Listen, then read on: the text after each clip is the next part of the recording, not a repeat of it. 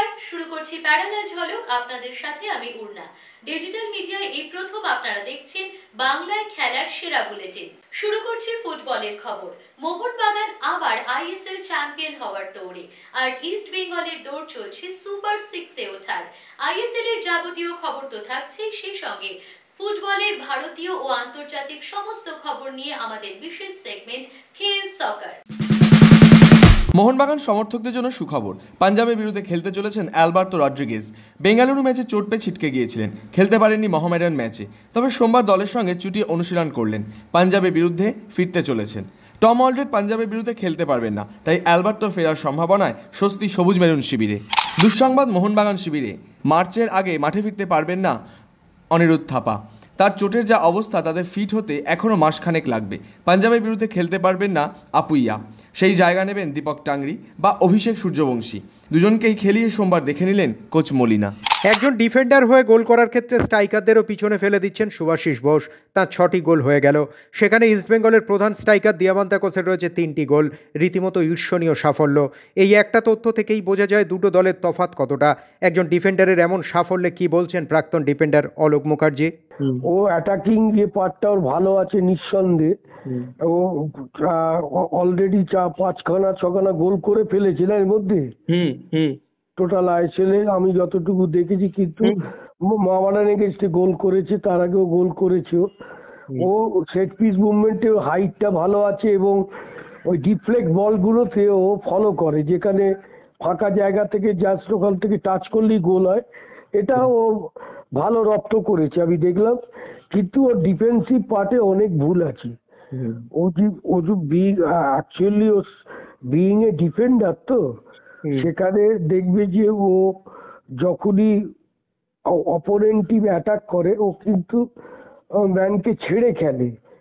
এবং ও এর আগেও ও একটা গোলও খাইয়ে দিয়েছিল, একটা ইনসাইড কাট করে ভেতরে বলটা দিয়েছিল, সেই বলে গোল হয়ে গিয়েছিল। সেটা কোন ম্যাচ আমি বলতে পারছি না। নিঃসন্দেহে একটা ছেলে আইএসএল এ 5-6টা গোল করেছে, তাকে তো কখনো ছোট করে আর আমি কোনোদিন কোনো প্লেয়ারকে সমালোচনার মধ্যে যাই না। আর যেহেতু ও আমার চেয়ে অনেক ছোট এবং যেহেতু ও দীর্ঘদিন ধরে খেলছে বড় টিমে এবং মোহনবাগানের মতো টিমে খেলছে, সুতরাং আমার মনে হয় আমি যেটা বলছি ওর ডিফেন্সিভ পার্টকে ওর অনেক স্ট্রং করতে পারে। Basically he is being a defender না, কারণ যেহেতু ওই জায়গায় আমি খেলতাম, দীর্ঘদিন খেলেছি, তাতে আমার মনে হচ্ছে ওর অ্যাটাকিং পার্টও ভালো। আমরাও গোল করেছি, ডিফেন্স থেকে গোল করেছি। আমি ইস্টবেঙ্গলের হয়ে আমি 2টো সেমিফাইনালে আমি গোল করেছিলাম, একটা নাগজি সেমিফাইনাল, একটা আইপিএল সেমিফাইনালে আমরাও গোল করেছি। কিন্তু ওর যেটা ও রপ্ত করেছে, কর্নার কিক বা কোনো ফ্রি কিকে ও চলে যায় বলে ওখানে ওত পেতে থাকে এবং একটা ডিফ্লেক্ট বল ও ভালো গোল করেছে। না, যেটা করেছে সেটা তো মানতেই হবে। গোল করেছে, এটা খুবই ভালো যে গোল করেছে, তার কৃতিত্ব আছে নিশ্চয়ই। গোল করেছে যখন ভালো খেলে নিশ্চয়ই তার কৃতিত্ব আছে। যে কৃতিত্বটাকে জারি করতে হবে মোহনবাগান ক্লাবে। আমি করেছি 58টা গোল। আমি অনেক ক্রাইসিস ম্যাচে, আমি ভারতবর্ষের সব টিমের এগেইনস্টে গোল আছে। ইস্টবেঙ্গলের সঙ্গে আছে, মোহনার সাথে আছে, ওরকের সাথে আছে, জেসিটির সাথে আছে, সবার সাথেই আছে। সুতরাং এরাও করুন না, ভালো খেলছে, ভালো একটা ছেলে ভালো খেলছে যখন তাকে একটু ভালো করে প্রচার ভালো। তো ব্যাগের অনেক সোজা আছে, স্টপারের ঝামেলা আছে। আচ্ছা, স্টপার মাঝখান থেকে যেতে হয়, লেফট ব্যাক ওই শান্ত মিত্র যেত, সুদীর্ঘ মুখার্জি যেত, দিলীপ পালিত যেত, বাদিক দিয়ে চলে যেতে পারে অনেক। আচ্ছা, কিন্তু সেন্টার লাইন দিয়ে প্রথমে অপোনেন্ট ফরওয়ার্ড, তারপরে অপোনেন্ট হাফ, তারপরে অপোনেন্ট ডিফেন্স। হ্যাঁ, মাঝখানে স্টপার থেকে গোল করাটা একটু কঠিন হয়, কিন্তু তবু তার মধ্যেই করতে হয় কষ্ট অনেক। নিঃশব্দে একটা বড় রেকর্ড করে ফেললেন বিশাল কাইত। আইএসএল এর ইতিহাসে সবচেয়ে বেশি ক্লিন সিট রাখার রেকর্ড। মোট 50টি ম্যাচে ক্লিন সিট রেখেছেন তিনি। গুরপ্রীত সিং সান্ধু এবং অমরিন্দর সিংয়ের ছিল 49টি ক্লিন সিট রাখার রেকর্ড। সেই রেকর্ড ভেঙে দিলেন বিশাল। দুর্দান্ত ধারাবাহিকতার সঙ্গে গোলকিপিং করে চলেছেন। এরপরেও জাতীয় দলের প্রথম গোলরক্ষকের স্বীকৃতি পান না। বিশালকে নিয়ে কি বলছেন প্রাক্তন গোলরক্ষক? বিশালকায় এই মুহূর্তে খুবই ভালো পারফর্ম করছে, অনেকদিন ধরে ইন্ডিয়ান ফুটবল সার্কিটে আছে, কারণ ও হয়তো 2014 আইএসএল থেকেই কোনো না কোনো টিমে আছে, প্রথম আইএসএল থেকে হয়তো ও খেলছে, আমি এক্স্যাক্টলি কনফার্ম না, তাও এই মুহূর্তে ওর পারফরমেন্স অনেক ম্যাচুয়ার গোলকিপারের মতো, খুব ভালো পারফর্ম করছে এবং ওর পারফরমেন্সই বলে যে আজকে মোহনবাগান টিম যেহেতু লিগ টেবিলের শীর্ষে আছে, ওর কন্ট্রিবিউশন অনেক বেশি। এবং আমরা রিসেন্টলি দেখেছি ও 50টা ক্লিন শিট কমপ্লিট করেছে ইন্ডিয়ান সুপার লিগে, যেটা বিগেস্ট অ্যাচিভমেন্ট আমার মনে হয় যে কোনো গোলকিপারের জন্য। তার জন্য আমি ওকে কংগ্রাচুলেট করি বাস, আর আশা করি যেন ভবিষ্যতে আরো অনেক ভালো পারফর্ম করে ক্লাবের জন্য, দেশের জন্য। যে যেরকম গোল করছে স্ট্রাইকাররা, ডিফেন্ডাররা ক্লিন শিট রাখছে, বিশালকায় তোর অনেক অবদান আছে। তো বিশালকায় তো একদম টপ পারফর্মার মোহনবাগানের, আমি বলবো আমার মতে বিশালকায় মোহনবাগান টিমের টপ 3 পারফর্মের মধ্যে থাকবে।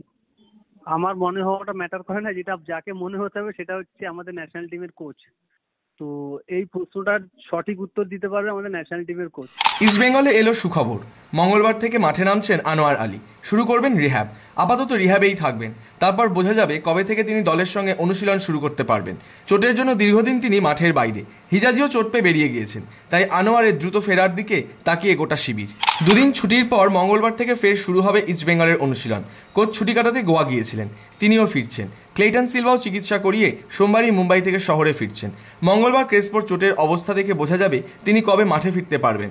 অস্কার ব্রুজো এখন তাকিয়ে আছেন কবে চোট পাওয়া ফুটবলারদের অনুশীলনে পান।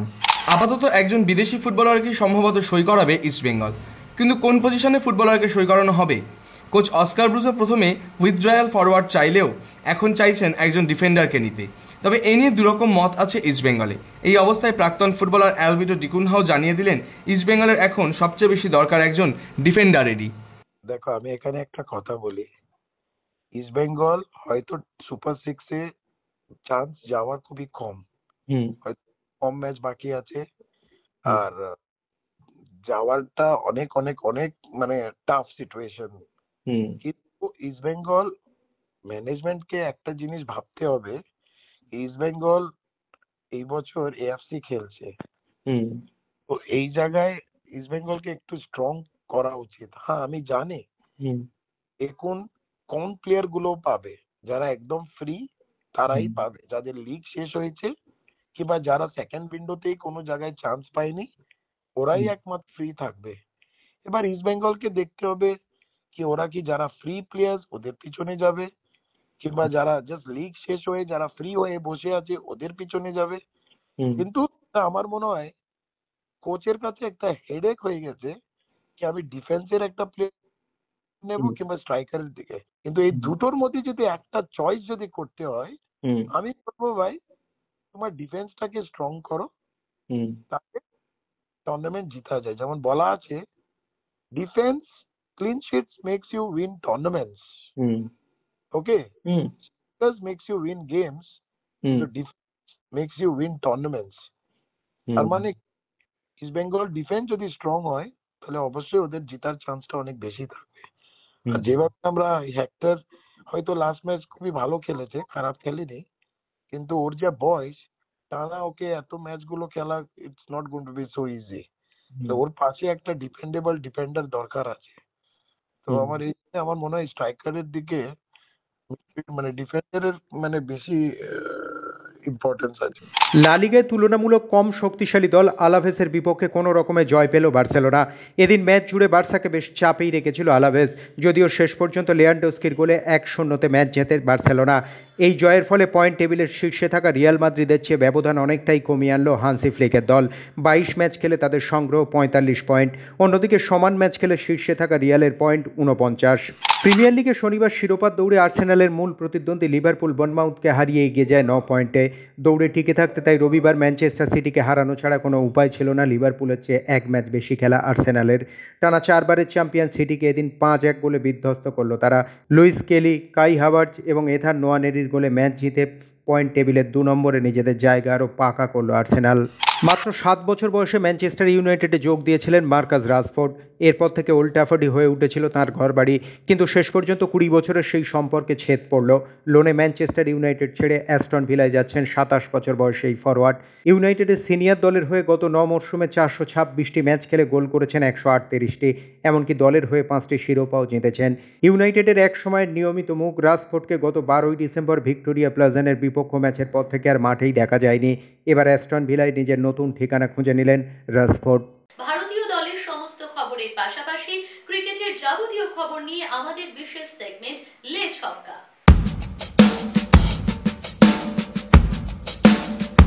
টি20 সিরিজ জয় হয়ে গেছে, এবার ভারতের সামনে মিশন ওডিআই সিরিজ। প্রথম ম্যাচই নাগপুরে রঞ্জি ট্রফি খেলে এবার ইংল্যান্ডের বিরুদ্ধে ওডিআই সিরিজে নামবেন বিরাট কোহলি ও রোহিত শর্মা। তাদের নিয়েই উচ্ছ্বসিত সকলে। নাগপুরে বিমানবন্দরে এই দুই তারকাকে দেখতেই ভিড় জমিয়েছিল অগন্তি সমর্থক। টি20 ফরম্যাট থেকে অবসর নেওয়ার পর এই প্রথমবার ঘরের মাঠে দেশের জার্সিতে নামতে চলেছেন রোহিত শর্মা এবং বিরাট কোহলি। তাদের থেকে এবার বড় পারফরমেন্স আসে কিনা সেটাই দেখা। শেষ টি20 ম্যাচে ইংল্যান্ডকে বিশ্রীভাবে হারিয়েছে ভারতীয় দল। সেই ম্যাচেই আবার বল হাতে উইকেট তুলে নিয়েছেন মোহাম্মদ শামি। মাত্র 25 রান দিয়ে একাই তুলেছেন 3টি উইকেট। এই পারফরমেন্সটাই আসন্ন চ্যাম্পিয়ন্স ট্রফিতে মোহাম্মদ শামিকে আত্মবিশ্বাস যোগাবে বলে মনে করছেন প্রাক্তন ক্রিকেটার পার্থিব প্যাটেল। প্রায় 1.5 বছর পর দেশের জার্সিতে মাঠে ফিরেছেন শামি। শেষ টি20 ম্যাচে সেরা পারফরমেন্সও দেখিয়েছেন তিনি। চ্যাম্পিয়ন্স ট্রফিতেও সেটা ধরে রাখতে পারেন কিনা সেটাই দেখা। কয়েকদিনের মধ্যে জসপ্রীত বুমরার খেলা নিয়ে চূড়ান্ত সিদ্ধান্ত নেবে বোর্ড। অস্ট্রেলিয়ার বিরুদ্ধে শেষ টেস্টে চোট পাওয়ার পর থেকেই জসপ্রীত বুমরা চ্যাম্পিয়ন্স ট্রফি খেলা নিয়ে ধোঁয়াশা দেখা দিয়েছে। যদিও তাকে স্কোয়াডে রাখা হয়েছে, তবে খেলতে পারবেন কিনা সেটা তো কয়েকদিন পরই জানা যাবে। সোমবারই এনসিএতে পৌঁছেছেন জসপ্রীত বুমরা। 2-1 দিনের মধ্যেই স্ক্যান হবে তার। সেই রিপোর্টের দিকেই আপাতত তাকিয়ে সকলে। 54 বলে 135 রান, এই রেকর্ডের কৃতিত্ব মেন্টর যুবরাজ সিংকে দিলেন অভিষেক শর্মা। যুবরাজের মতো অভিষেকও পাঞ্জাবের ছেলে। তার সঙ্গে যুবরাজের পরিচয় অনূর্ধ্ব 19 স্তরে খেলার সময় থেকে। অভিষেকের ব্যাটিংকে ঘষে মেজে তৈরি করেছেন ভারতীয় দলের প্রাক্তন এই ক্রিকেটার। তাই রেকর্ড করে যুবরাজের কথাই মনে করছেন অভিষেক শর্মা। তিনি জানিয়েছেন যুবরাজ তাকে নিয়ে গত 3-4 বছর ধরে কাজ করে চলেছেন। যুবরাজই তার উপর ভরসা রেখেছিলেন এবং বলেছিলেন অভিষেক একদিন দেশের হয়ে খেলবেন। আজ সেই কথা সত্যি হওয়ায় অভিষেকের যুবরাজ ছাড়া আর কারো কথা মনে পড়েনি। কনকাশন বিতর্ক অব্যাহত। পুনেতে শিবম দুবের কনকাশন পরিবর্তক হিসেবে নেমেছিলেন হর্ষিত রানা। এই সিদ্ধান্ত মানতে পারেননি সুনীল গাভাস্কারও। তার মতে ভারত চালাকি করে ম্যাচ জিতেছে, যার কোনো প্রয়োজন ছিল না বলেই মনে করছেন তিনি। গাভাস্কারের মতে শিবম দুবে আগেই যদি উঠে যেতেন তাহলে ভারত কনকাশন পরিবর্তন করতে পারত, কিন্তু শিবম দুবে শেষ ওভার পর্যন্ত ব্যাট করেছেন, তাই তার মতে এটা ঠিক হয়নি। ভারতের উচিত ছিল হর্ষিতকে দিয়ে শুধু ফিল্ডিং করানো, বল করিয়ে ঠিক করেনি ভারত, মত সুনীল গাভাস্কারের। ক্রিকেট ফুটবল ছাড়াও রয়েছে অন্যান্য খেলার যাবতীয় সব খবর। আর দাবা, হকি, ব্যাডমিন্টন থেকে শুরু করে সমস্ত খেলার খবর নিয়ে আমাদের বিশেষ সেগমেন্ট উইন প্লে।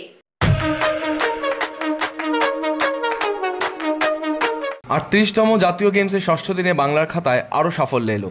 সাঁতারে 50 মিটার ব্যাকস্ট্রোক ইভেন্টে রূপো নিশ্চিত করলেন সৌবৃতি মণ্ডল। অন্যদিকে আগামীকাল তীরন্দাজি 70 মিটার ইভেন্টে ব্রোঞ্জের ম্যাচে নামবেন বাংলার মহিলা তীরন্দাজরা। আরও একবার অঘটনের সাক্ষী থাকলো নেদারল্যান্ডে অনুষ্ঠিত টাটা স্টিল চেস মাস্টার্স।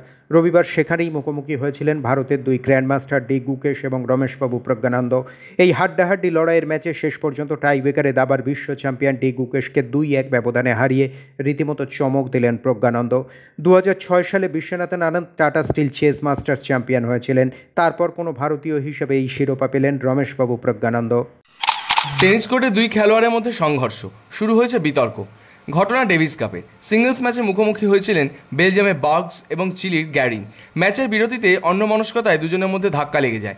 এই সংঘর্ষে আহত হয়ে আর কোর্টেই ফিরতে পারলেন না চিলির ক্রিশ্চিয়ান গ্যারিন। চিকিৎসা পরও তিনি কোর্টে ফিরতে না পারায় ম্যাচ জিতে যান বার্গস। এই ঘটনায় তৈরি হয়েছে বিতর্ক। খেলার মাঠ থেকে বিভিন্ন সময় উঠে আসে বিভিন্ন রকমের মন্তব্য, আর সেই সমস্ত মন্তব্যের কোলাজ নিয়ে আমাদের segment throw in. Abhishek Sharma 2 ঘন্টায় যা 6 মেরেছে, আমার সারা ক্রিকেট কেরিয়ারে অতগুলো 6 নেই। লাল বলের ক্রিকেট আমার জীবন। এই ফরম্যাটে খেলার জন্য আমি সব কিছু করতে পারি।